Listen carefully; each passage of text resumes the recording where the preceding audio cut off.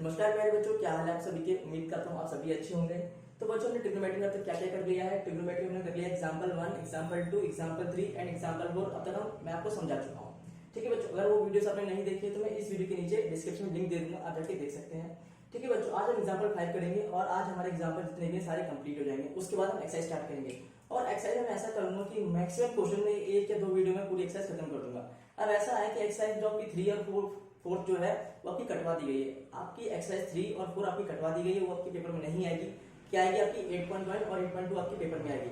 तो 2 ही एक्सरसाइज आपकी बची है, तो अच्छे से मेहनत करना। हो सकता है कुछ क्वेश्चन बाहर से बना के दिए जाए, इसलिए कॉन्सेप्ट पे ज्यादा ध्यान देना। इसलिए मैं सारे कॉन्सेप्ट क्लियर करा रहा हूँ, बजाय सिर्फ क्वेश्चन कराने से। मैं हर चीज को टाइम ले रहा हूँ, एक क्वेश्चन में 15-15 मिनट में ले रहा हूँ, क्यों कॉन्सेप्ट मुझे क्लियर कराना है। ठीक है बच्चों, चलो आप आते हैं एग्जाम्पल नंबर 5 पे आते हैं। देखिए बच्चों, अगर वीडियो पसंद आए तो सब्सक्राइब जरूर कर दीजिएगा, ठीक है, और वीडियो को लाइक भी। चलिए स्टार्ट करते हैं। एग्जाम्पल 5 का कह रहा है एक ट्राइंगल है OPQ ट्राइंगल दे रखा है। कहां पर है? एट पी कहने का मतलब उसने लिखा हुआ बुक में कि राइट एंगल उसने पी पे दिया है, इसलिए मैंने राइट एंगल पी पे दिया है। जैसे इसने तो फिगर बना के दे रखा था बुक में, सी फिगर, क्वेश्चन में ही फिगर है। अगर क्वेश्चन में फिगर नहीं होता तो आपको ऐसे ही बनाना पड़ता। बस फर्क आप यहां कर सकते थे कि ओ को इधर ले सकते हो और क्यू को इधर ले सकते हो, क्यू को इधर ले सकते हो, बस इतना कर सकते हो और कुछ नहीं, क्योंकि पी पे ही आपको राइट एंगल दिखाना पड़ेगा, तो फिक्स है। ठीक है, ओके। उसने कुछ साइड्स दे रखी है, आपसे पूछा क्या है, देखो ओपी उसने 7 दे रखा है। चलो मैं भी लिख देता हूं फटाफट। ओपी कितना दे रखा है? ओपी ये 7 दे रखा है, ठीक है, ये 7 है, ठीक है बच्चों, 7 है। OQ माइनस PQ, अब यही बात फंस जाती है। उसने कोई अलग से साइड नहीं दी, उसने बस ये बता दिया कि OQ माइनस PQ, यानी कि ये OQ जो हाइपोटेनियस है और ये PQ जो है, उन दोनों के बीच में जो फर्क आ रहा है, उनकी साइड के बीच में सिर्फ एक का फर्क आ रहा है, पर एग्जैक्ट साइड नहीं दी। यानी कि अगर आपको एक तो मिलनी ही चाहिए, एक आप निकालोगे तभी आप उसको इधर ले जाके 1 प्लस ऐड करके तभी आप दूसरी निकाल पाओगे, यानी एक तो आपको निकालनी खुद से ही पड़ेगी। ओके, और उसने क्या पूछा, फाइनल क्वेश्चन जो उसने मेन पूछा है वो क्या है? साइन क्यू कॉस क्यू, यानी कि उसने एंगल कौन सा ले रखा है? एंगल उसने क्यू ले रखा है। तो हम भी एंगल कौन सा ले लेंगे? हम भी एंगल क्यू ले लेंगे। और एंगल के सामने वाला हमारा क्या होता है? परपेंडिकुलर होता है, इसमें हमें कोई डाउट ही नहीं है। इसका मतलब क्या होगा बच्चों, हमारा परपेंडिकुलर क्या बन जाएगा? ये हमारा परपेंडिकुलर बन जाएगा। 90 के सामने वाला हमारा हाइपोटेनियस बन जाता है, कर्ण जिसे बोलते हैं। बच गया हमारा बेस, बच गया। क्या बच गया? बेस। उसे क्या बोलते हैं? आधार बोलते हैं। बाकी मैंने आपको समझा भी रखा है। पंडित बद्री प्रसाद हर बोले, इंग्लिश वालों के लिए, हिंदी वालों के लिए लाला आम लाया कच्चे कच्चे, LALKKA, ठीक है, ओके। L मतलब लंब, A मतलब आधार और K मतलब कर्ण, ठीक है। इंग्लिश में आपको पता ही है, हाइपोटेनियस, परपेंडिकुलर और बेस, आपको पता ही है, ठीक है। अब आगे बढ़ते हैं, सॉल्व कैसे करेंगे। आपको एक साइड मालूम है और एक ही साइड मालूम है आपको, क्या बस OP मालूम है, बाकी आपको कोई भी साइड मालूम नहीं है। तो आपको पाइथागोरस तो लगाना पड़ेगा। और पाइथागोरस लगाने से पहले भी आपको एक काम करना पड़ेगा। वो कौन सा काम करना पड़ेगा? चलिए स्टार्ट करते हैं सॉल्यूशन, ठीक है। यहाँ पे हम लोग सॉल्यूशन स्टार्ट करते हैं अपना। ये मैंने क्वेश्चन मार्क लगा रखा है, यानी कि आपको ये सॉल्व करके दिखाना है, कितना आपका आंसर आएगा, ठीक है, ओके। मैं इसको रद्द कर देता हूँ, एक काम करता हूँ, थोड़ी जगह बच जाएगी हमारी, ओके। बच्चों ध्यान से समझिएगा, बहुत इजी क्वेश्चन है, पर थोड़ा सा घुमा के पूछता है, ठीक है। बहुत इजी क्वेश्चन है, कोई दिक्कत वाली बात ही नहीं है इसमें, ओके। देखिए सबसे पहले हमें तो पाइथागोरस तो लगानी पड़ेगी। कैसे लगाएंगे? हाइपोटेनियस क्या है आपका? OQ का स्क्वायर, पर OQ की वैल्यू तो मालूम ही नहीं है आपको, कैसे करोगे? एक काम करो, ये सॉल्यूशन यहाँ स्टार्ट कर रहा हूँ। क्या कर रहा हूँ? यहाँ पर सॉल्यूशन स्टार्ट कर रहा हूँ, ठीक है, सॉल्यूशन, ओके। आप क्या करो बच्चों, सबसे पहले आप एक काम करो, इसी में इसको थोड़ा सा तो सॉल्व करो। क्या कर लो? सॉल्व कर लो। OQ की वैल्यू निकाल लो। OQ बराबर कितना आएगा? ये PQ जो माइनस में उधर जाके प्लस में बन जाएगा, तो ये 1 प्लस PQ आ जाएगा। कितना आ जाएगा? 1 प्लस PQ। यानी कि फिलहाल मुझे इस OQ की वैल्यू कितनी मिल गई? 1 प्लस PQ मिल गई। OP की मुझे मालूम नहीं है, ठीक है। अब हम पाइथागोरस लगाते हैं। क्या करते हैं? Pythagoras, using Pythagoras theorem, TH में शॉर्टकट में लिख रहा हूँ थ्योरम के लिए, ठीक है बच्चों, ओके। अब आगे देखिए कैसे सॉल्व करेंगे। हाइपोटेनियस का स्क्वायर यानी कि OQ का स्क्वायर, ठीक है। आपको मैं द्वारा लिखूंगा, आपको पता ही होगा, मेरे ख्याल से पता ही, लेकिन चलो मैं फिर भी लिख देता हूँ। क्या होता है? H square equal to P square plus base का स्क्वायर, यही होता है। आपको कोई दिक्कत ही नहीं होती, ओके। हाइपोटेनियस कितना है आपका? OQ है, तो मैं यहाँ पे भी OQ लिख लेता हूँ, OQ का स्क्वायर, ठीक है। और परपेंडिकुलर कितना है आपका? ये OP है, ठीक है। तो इसे मैं 7 ही लिखूं, चलो 7 लिख देता हूँ, 7 का स्क्वायर प्लस बेस कितना है आपका? ये क्या है? PQ का स्क्वायर। यहाँ पे कोई दिक्कत नहीं है आपको, बिल्कुल भी नहीं। अब OQ की वैल्यू कितनी है आपकी? OQ की वैल्यू 1 प्लस PQ है, तो 1 प्लस पी क्यू का होल स्क्वायर। ठीक है, 7 का स्क्वायर कितना होता है 49 होता है। चलो पी क्यू मालूम है क्या आपको, नहीं मालूम है, तो आपको ऐसे रखना पड़ेगा पी क्यू का स्क्वायर। ये क्या है आपका स्क्वायर। ठीक है बच्चों, यहां तक आपको कोई दिक्कत नहीं है। ओके, अब आगे सॉल्व करते हैं। इसके बाद मैं यहाँ पे सॉल्व कर रहा हूँ। ठीक है, इसके बाद नीचे थोड़ी जगह कम है, मैं यहाँ पे सॉल्व कर रहा हूँ। देखिए अब 1 प्लस पी क्यू, ये आपने ए प्लस बी का होल स्क्वायर पढ़ा बच्चों। ए प्लस बी का होल स्क्वायर क्या होता है, ए प्लस बी का होल स्क्वायर क्या होता है, a square plus b square plus 2ab, यही होता है। A square plus b square plus 2ab आपका क्या होता है ए प्लस बी का होल स्क्वायर। इसका मतलब क्या होगा, फिलहाल इसे क्या करो आप, इसे ए मान लो और इसे क्या करो, इसे बी मान लो। ठीक है बच्चों, यहाँ पे ए प्लस बी का होल स्क्वायर बन जाएगा। तो कैसे सॉल्व करोगे, a square plus b square plus 2ab। चलो हम भी सॉल्व कर लेते हैं। 1 का स्क्वायर कितना होगा 1,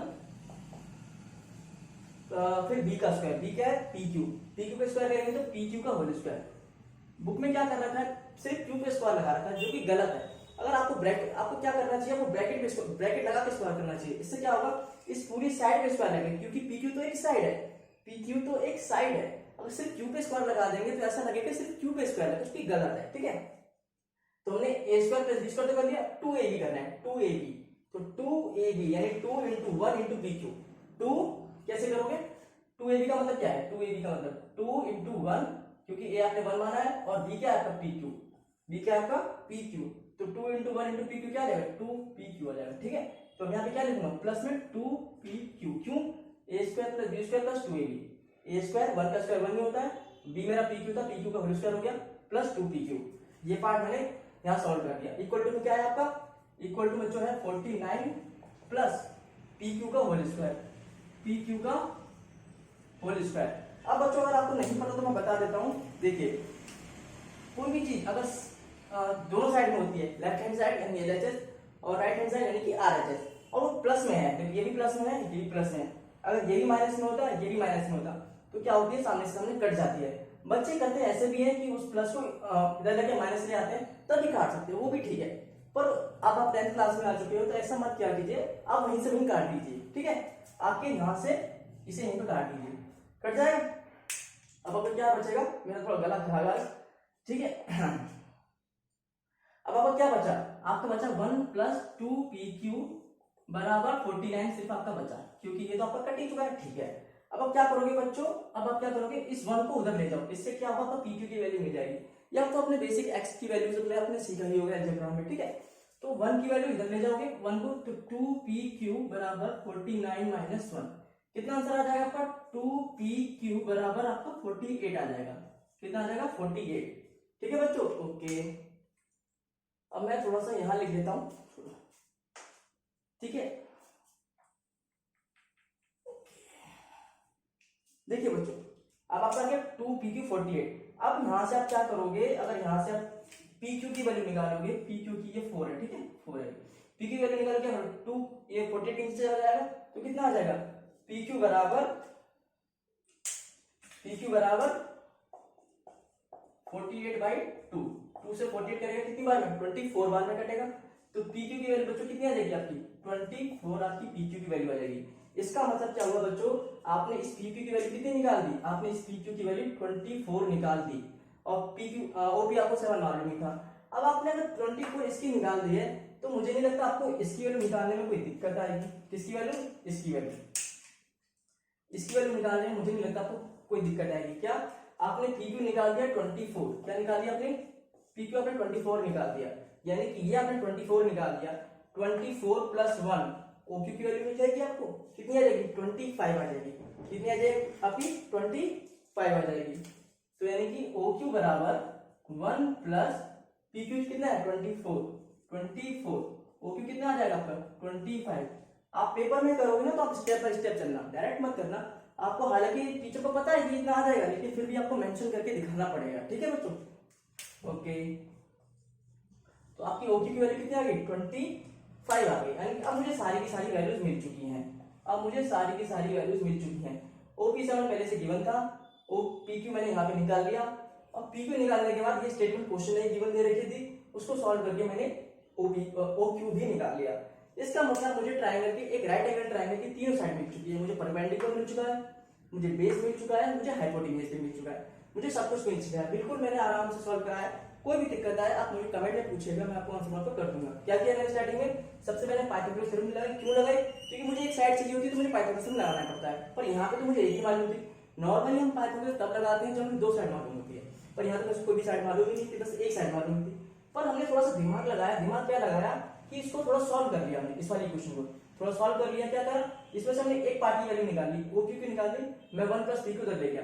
आप चाहो तो ऐसा भी कर सकते हो, जरूरी नहीं आप ओ क्यू निकालो।